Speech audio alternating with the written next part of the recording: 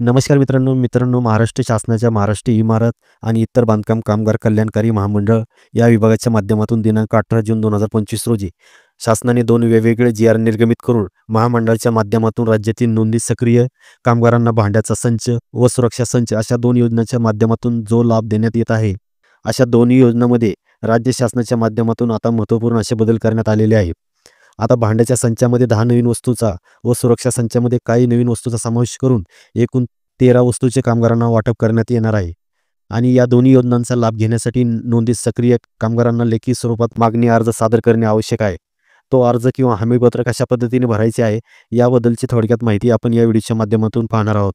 मित्रांनो, हे हमीपत्र स्क्रीनवर पहा. हे हमीपत्र एकदा संपूर्ण वाचन करून घ्यावे, त्यानंतरच यातील माहिती भरण्यास सुरुवात करावी. सर्वात प्रथम ज्या कामगाराचे नावे अर्ज किंवा हमीपत्र करणार आहे त्या कामगाराचा कामगार नोंदणी क्रमांक इथे प्रथम टाकून घ्यायचा आहे. त्यानंतर इथे तुमच्या कुटुंबातील किती सदस्य कामगार नोंदणी म्हणून नोंदणीकृत आहे त्यांची संख्या इथे लिहायची आहे.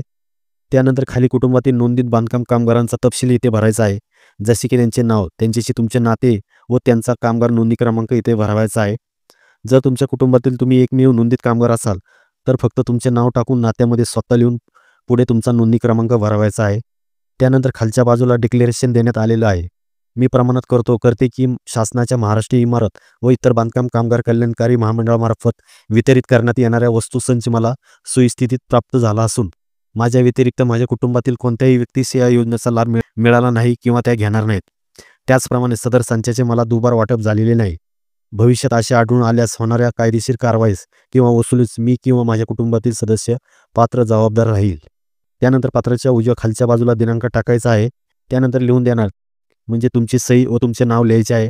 त्याच्या खाली तुमचा कामगार नोंदणी क्रमांक लिहून खालीचा तुमचा चालू मोबाईल नंबर टाकायचा आहे.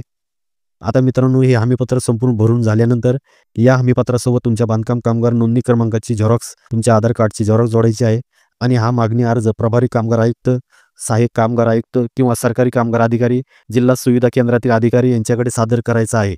तर अशा प्रकारे मित्रांनो, बांधकाम कामगारांसाठी महत्त्वाची अशी माहिती होती. ही माहिती नक्की आपल्या जवळच्या मित्रांना शेअर करा. धन्यवाद.